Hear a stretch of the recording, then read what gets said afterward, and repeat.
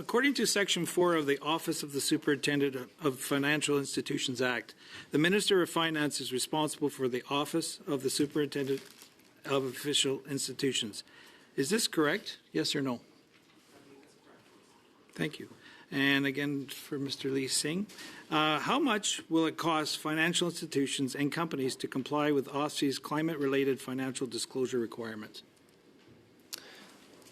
I'm not well positioned to talk about the costs and the relationship between FIs and OSFI. I believe OSFI does work on a sort of cost recovery market model, I should say, but I don't know what those costs might be. I think that would require a follow-up directly with OSFI. So your minister's responsible for OSFI, and yet you don't know what? I personally don't know. Did the Finance Department conduct an analysis of how much OSFI's mandatory climate-related financial disclosure expectations will cost companies? Yes or no? No. You did not? No, I don't know. I apologize. No, the question was, did the Finance Department conduct an analysis of how much OSFI's mandatory climate-related financial disclosure expectations will cost companies? You're telling me the Finance Department did not do?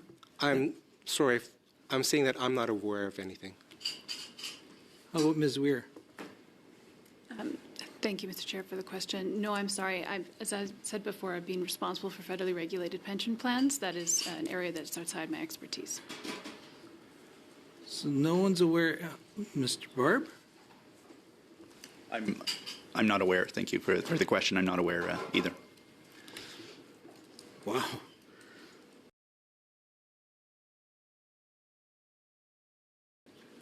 Oh my gosh.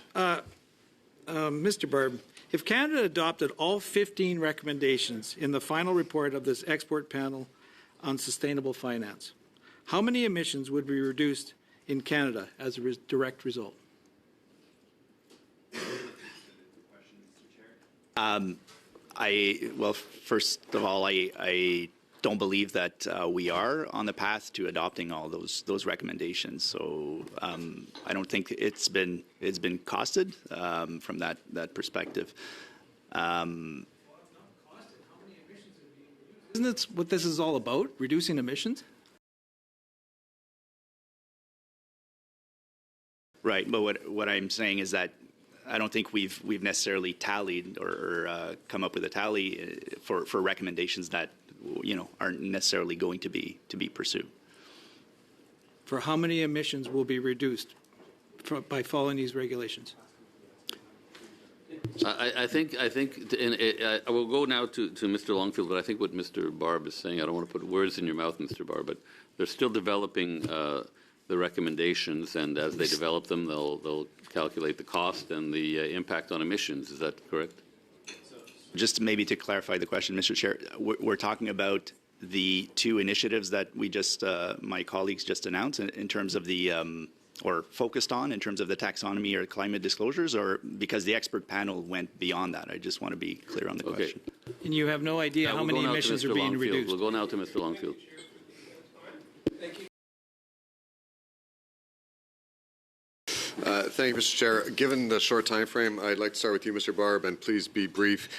You mentioned that your shop is not the one that deals specifically with the issue of emissions, but you did say what maybe as a throwaway comment that parrots Liberal MPs and ministers that they are on track to meet the 2030 targets, despite the Auditor General's office, more specifically the Environment Commissioner, saying that that is simply not true, as my colleague Ms. Collins had mentioned.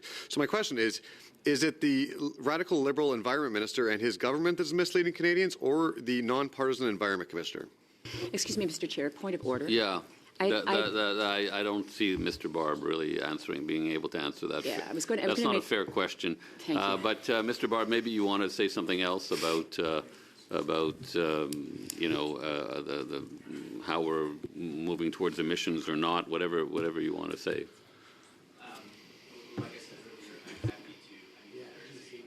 A question, I'm happy to take it back to my client. Yes, called the climate change branch. Now, each of you, I believe, at one point or another mentioned the real economy.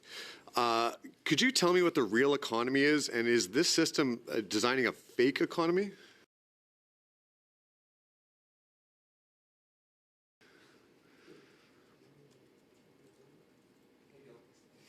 Sure. Use the term to make a distinction between entities that would use the taxonomy or be required to disclose versus financial intermediaries, which assist in doing the transactions. So, okay, my colleagues also asked who you were consulting with. You consulted almost entirely internally. Have you consulted people that deal in the real economy? Anybody in the business community, in the banking community, like in the pension fund, you talked about dealing with other levels of governments. Who have you consulted with in the real economy? The Sustainable Finance Action Council did a whole host of consultations across the country. I could get you a list if in writing. Yeah, could you send us a list in writing, maybe? Thank you. Sure. Mr. Chair, could I ask for a point of clarification? I'm just wondering if perhaps some of our experts could explain the difference between the real economy and the financial sector to Mr. Leslie, because he doesn't seem to understand that. You could use your time to ask that question, but we know that in economics there's the real economy and then there's the money economy, and the money economy makes the real economy go round. But I stopped the clock. You have a minute left, Mr. Leslie. Thank you, Mr. Chair. Now, have the departments done an analysis with the new incoming U.S. president on whether or not you expect a taxonomy scheme to be developed in the United States and what competitive disadvantage that might put Canadians at? The U.S. does not have a taxonomy, and they did introduce the Inflation Reduction Act, which was meant to encourage capital flows to certain types of activities that are aligned with sort of green and transition. I would imagine, although I haven't heard about the new what the new government would do, the new president would do, but I imagine it would not go further in that direction. Okay, I believe you're right. So my question is, you mentioned that other nations, particularly Europe, have not seen an increase in capital due to a taxonomy scheme set up there. Where has it been done well? Where have emissions been reduced directly due to a taxonomy scheme and or capital increases actually happened? Sorry, we're out of time, unfortunately. We'll go to Mr. Van Koeverden.